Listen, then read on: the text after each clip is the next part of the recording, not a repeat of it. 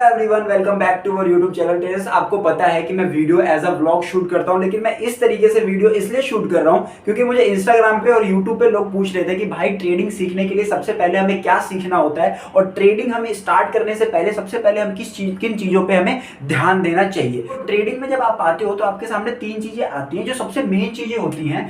पहली चीज होती है जो टेक्निकल एनालिसिस, ठीक है, एंड दूसरी चीज होती है आपका रिस्क मैनेजमेंट एंड थर्ड चीज होता है आपका साइकोलॉजी। तो ये तीन चीजें आपको सीखनी होती है। राइटिंग पे मत जाना, आप मेरी बातों को सुनना, और ठीक है। Technical analysis, risk management and psychology. Risk management की ऑलरेडी मैंने वीडियोस बना रखी है, अगर आपने नहीं देखा तो जाके देख लो, बहुत अच्छी वीडियोस है, आपको जरूर कुछ ना कुछ सीख मिलेगा। देखो ट्रेडिंग में ना ये दो इंपॉर्टेंट चीज होती है, साइकोलॉजी और रिस्क मैनेजमेंट। साइकोलॉजी और रिस्क मैनेजमेंट क्यों इंपॉर्टेंट होता है? क्योंकि जब तक आप इस चीज को नहीं सीखोगे ना तो आप प्रॉफिटेबल ट्रेडर बन ही नहीं पाओगे। तो हम लेकिन आज हम बात करेंगे टेक्निकल एनालिसिस की। अब यहाँ पे लोग क्वेश्चन पूछेंगे कि भाई जब रिस्क मैनेजमेंट एंड साइकोलॉजी जब इतनी इंपॉर्टेंट है तो आज इसी की बात करते हैं ना, इसकी क्यों बात कर रहे हो? देखो मेरी बात, जब भी हम कोई बुक पढ़ते हैं, जरूरी नहीं है जिसका जो सबसे ज्यादा बड़ा वेटेज होता है, जिस चैप्टर का सबसे ज्यादा वेटेज होता है वही चैप्टर सबसे पहला होता है, ऐसा तो बात नहीं है ना। तो हम जब ट्रेडिंग में आते हैं तो ये चीज बेसिक्स है, ये टेक्निकल हमें सीखना ही सीखना है। उसके बाद हम रिस्क मैनेजमेंट जाते हैं, फिर उसके बाद साइकोलॉजी को हम समझते हैं, ठीक है। तो टेक्निकल एनालिसिस की आज बात करेंगे। टेक्निकल एनालिसिस में क्या क्या चीजें होती हैं। ज्यादा वीडियो बड़ी नहीं करूंगा मैं, क्योंकि मैं जब वीडियो बड़ी हो जाती है तो यार लोग फिर देखते नहीं है। तो टेक्निकल एनालिसिस के बारे में बात करेंगे कि टेक्निकल एनालिसिस होता क्या है। टेक्निकल एनालिसिस में तीन से चार चीजें होती हैं। पहला आपका हो गया सपोर्ट रेजिस्टेंस, ठीक है, सपोर्ट रेजिस्टेंस। दूसरी चीज हो गई demand zone, supply zone, and चौथी चीज हो गई, तीसरी चीज हो गई आपकी कैंडलस्टिक पैटर्न, ठीक है, कैंडलस्टिक पैटर्न। एंड चौथी चीज होगी आपकी चार्ट पैटर्न। तो ये चीज होती है, चलो पांचवी बाद में समझाऊंगा मैं आपको। Support resistance, demand zone, supply zone, candlestick pattern and chart pattern.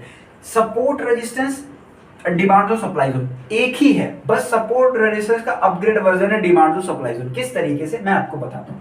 Support resistance एक लाइन होता है, डिमांड जोन क्या होता है, सप्लाई जोन क्या होता है, एक बॉक्स की तरह होता है, जोन बनाते हैं हम, ठीक है। ये एक जोन है, लेकिन सपोर्ट और रेजिस्टेंस क्या है, एक सिर्फ लाइन बना दी है। क्यों? अब ये क्यों ऐसा बनाते हैं, क्यों एक अपग्रेड वर्जन में बता रहा हूं, इसलिए क्योंकि आपने जब चार्ट देखा होगा तो चार्ट में देखा होगा मार्केट ऊपर गया, कभी मार्केट यहां से मुड़ गया, फिर नीचे आया, फिर मार्केट यहीं से मुड़ गया, फिर नीचे आया, फिर मार्केट यहीं से मुड़ गया। तो अगर हम सपोर्ट बनाएंगे, एक लाइन खींचेंगे, तो ये एक लाइन हो जाएगी, ये एक लाइन हो जाएगी। तो हम किसको सपोर्ट मानेंगे, इसको मानेंगे कि इसको मानेंगे कि इसको मानेंगे, किसको बनेंगे? तो सपोर्ट रेजिस्टेंस सिर्फ एक लाइन नहीं हो सकती है। तो इसीलिए हम क्या करते हैं ना, इसको एंड इसको हम देखते हैं भाई थोड़ा ही ऊपर मुड़ रहा है, तो हम एक जोन बना लेते हैं, इसको ऐसा एक जोन बना लेते हैं, इसको नाम दे देते हैं भाई डिमांड जोन। जब भी मार्केट यहाँ पे आता है, तो हम यहाँ पे बाय करने का प्लान करते हैं। अब बाय करने का प्लान हम यहाँ पे ऐसे तो कर नहीं देंगे कि भाई मार्केट यहाँ आ रहा है और सीधा जैसे यहाँ पे आया टच हुआ और बाय कर दो, नहीं। यहाँ पे हम बाय किस बेसिस पे करेंगे, इस जोन पे यहाँ पे हम बाय करेंगे कैंडलस्टिक के बेसिस पे। कैंडलस्टिक पैटर्न मैंने बताया ना, कैंडलस्टिक पैटर्न। अब कैंडलस्टिक पैटर्न में भी बहुत सारे पैटर्न होते हैं, उसके डीप में आप जाओगे तो आपको समझ आएगा, लेकिन हम डीप वाली वीडियो नहीं बना रहे, अभी ऊपर से मैं बता रहा हूँ। कैंडलस्टिक पैटर्न में दो तीन पैटर्न का नाम बता देता हूँ। बुलिश इनगल्फिंग हो गया, बियरिश इनगल्फिंग हो गया, हैमर हो गया, है ना, एंड शूटिंग स्टार हो गया। तो ये सारी चीजें होती है, ये सारी पैटर्न होते हैं। तो यहाँ पे हम क्या देखेंगे, बुलिश इनगल्फिंग देखेंगे। बुलिश जैसे कि नाम से ही पता चल रहा है, बुलिश इनगल्फिंग। जब यहाँ पे कोई बुलिश इनगल्फिंग कैंडल बनेगी, मतलब एक रेड कैंडल, उसके बाद एक ग्रीन कैंडल बड़ी सी, जो कि रेड कैंडल को इनगल्फ कर लेगी, इस वाले रेड कैंडल को इनगल्फ कर लेगी और इससे ऊपर जाके क्लोज हो जाएगी, तो हमें पता चल जाएगा कि भाई जो ये सेलर्स हैं वो जब अब बायर्स यहाँ पे आ गए, सेलर्स के ऊपर बायर्स हैवी हो गए, तो यहाँ पे हम बाय करेंगे, अगले रजिस्टर तक टारगेट रखेंगे। तो हम एक सर्टेन लेवल पे हम ये देखेंगे, पैटर्न को देख के, कैंडलस्टिक पैटर्न को देख के हम बाय करेंगे। अब हम बात कर लेते हैं, हमने अब समझ लिया support resistance and demand zone, supply zone एक ही होता है। अब हमने कैंडलस्टिक पैटर्न भी समझ लिया, अब हम समझते हैं चार्ट पैटर्न क्या होता है। देखो चार्ट पैटर्न में भी बहुत सारे पैटर्न होते हैं, लेकिन मैं दो तीन नाम बता देता हूँ आपको। एक नाम हो गया flag and pole chart pattern, एक नाम हो गया हेड एंड शोल्डर पैटर्न। तो अब flag and pole and head and shoulder, एक मैंने बताया आपको फ्लैग एंड पोल, एक मैंने बताया हेड एंड शोल्डर।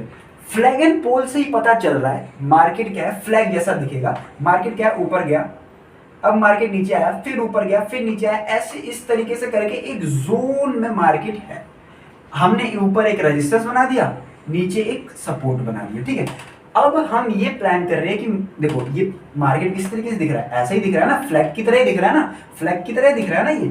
अब हम यहाँ प्लान करेंगे कि या तो इस वाले लेवल को ब्रेकआउट करेगा रेजिस्टेंस को, तो यहाँ से रिटेस्ट होकर ऊपर जा सकता है, एंड अगर इस वाले लेवल को ब्रेक करेगा जो कि सपोर्ट है, तो यहाँ से मार्केट नीचे आ सकता है। तो हमने ये बना लिया, अब इसको ब्रेक करेगा, यहाँ पे कोई कैंडल बनाएगा बुलिश इंगल्फिंग टाइप, तो ऊपर साइड में ट्रेड करेंगे। कुछ लोग यहाँ पे रिटेस्ट पे ट्रेड करेंगे, आपको पता है ना कि सपोर्ट ब्रेक होता है, फिर एक तो कुछ लोग यहाँ पे ट्रेड करते हैं ब्रेकआउट होते ही, और कुछ लोग यहाँ पे ट्रेड करते हैं रिटेस्ट पे ट्रेड करते हैं। कभी भी मार्केट ऐसे नहीं जाता सीधा, कभी भी सीधा ऐसे नहीं जाता, मार्केट ऐसे जाता है, फिर थोड़ा नीचे आता है, फिर ऊपर जाता है, फिर थोड़ा नीचे आता है, फिर ऊपर जाता है, फिर थोड़ा नीचे आता है, फिर ऊपर जाता है। इस तरीके से मार्केट चलता है। और गिरता भी है तो ऐसे गिरता है, नीचे गिरता है, फिर थोड़ा ऊपर जाता है, फिर नीचे गिरता है, फिर थोड़ा ऊपर जाता है, फिर नीचे गिरता है, फिर थोड़ा ऊपर जाता है, फिर नीचे गिरता है। इस तरीके से मार्केट गिरता है। तो ये फ्लैग एंड पोल आपने देख लिया। अब बात कर लेते हैं एक बार हेड एंड शोल्डर की, कि सर हेड एंड शोल्डर किस तरीके से दिखता है। सिंपल, आपको आई होप आपको समझ आ रही होगी, और वीडियो अच्छी लगे तो लाइक भी कर देना। हेड एंड शोल्डर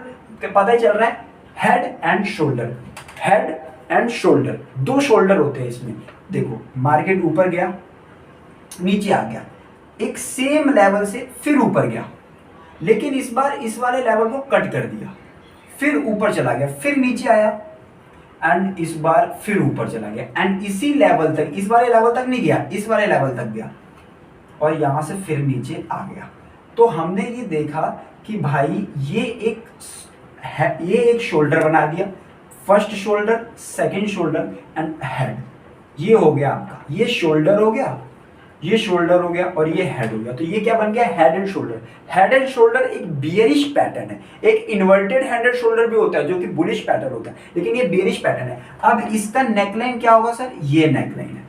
अब मार्केट यहां पे जाके यहां आ चुका है, अब यहां पे एक नेकलाइन है, अगर इसको ब्रेकआउट करता है तब हम नीचे की तरफ अगला सपोर्ट टारगेट रख सकते हैं। लेकिन जरूरी नहीं है कि ये बियरिश पैटर्न है तो नीचे ही जाएगा, ये ऊपर भी जा सकता है। मार्केट यहां आया, यहाँ पे एक बुलिश एंगल्फिंग बनाया, या फिर जो भी पैटर्न बनाया, यहाँ पे लोग कुछ ट्रेड कर लिए, यहाँ पे लो भाई फिर ऊपर चला गया। तो ये प्रोबेबिलिटी पे गेम है, जरूरी नहीं है फ्लैग एंड पोल है तो ऊपर ही जाएगा, इन्वर्टेड हेड एंड शोल्डर है तो ऊपर ही जाएगा, और हेड एंड शोल्डर है तो नीचे ही आएगा। ऐसा कुछ नहीं होता है। मार्केट सिर्फ और सिर्फ प्रोबेबिलिटी पे चलता है, हो भी सकता है, नहीं भी हो सकता है। बस आपको ये चीज फाइंड आउट करनी होती है कि 10 में से कौन सी चीज ज्यादा बार हो रही है, 7-8 बार हो रही है। अगर 10 में से कोई चीज 7 से 8 बार हो रही होती है, तो आपको बस वो चीज पे काम करना है, एंड रिस्क रिवॉर्ड रेशियो को फॉलो करना है, 1:2 को। 1:2 आपको पता है, 5 रुपए का एसेट एंड 10 रुपए का टारगेट आपको रखना है। इस हिसाब से आपको ट्रेड करना है। अगर आप 1:2 को भी हिसाब से ट्रेड करोगे और आपके 5 ट्रेड में लॉस हो जाता है और 5 ट्रेड में प्रॉफिट भी होता है ना, तो भी आप ब्रेक इवन रहोगे। एंड अगर गलती से आपके 6 ट्रेड में प्रॉफिट हो गया एंड 4 ट्रेड में लॉस हो गया, तो आप प्रॉफिट में जा सकते हो। तो ऑल अबाउट रिस्क मैनेजमेंट और क्या बोलते हैं ट्रेडिंग साइकोलॉजी। तो साइकोलॉजी के ऊपर मैंने वीडियो नहीं बनाई है, साइकोलॉजी भी इसमें मैटर करता है, लेकिन ये टेक्निकल आपको आना चाहिए, ये आपको समझ आना चाहिए। तो आई होप आपको मैंने थोड़ा बहुत बताया होगा। एंड वीडियो ज्यादा लंबी हो जाती है तो लोग देखते नहीं है यार, इसलिए मैं ज्यादा कुछ यहाँ पे बता नहीं रहा हूँ। एंड अगली वीडियो में मैं आपको बताऊंगा। अगर ये वीडियो अच्छी लगे तो प्लीज लाइक शेयर सब्सक्राइब जरूर करना। मिलते हैं आपसे अगली वीडियो में with this, thank you so much, bye.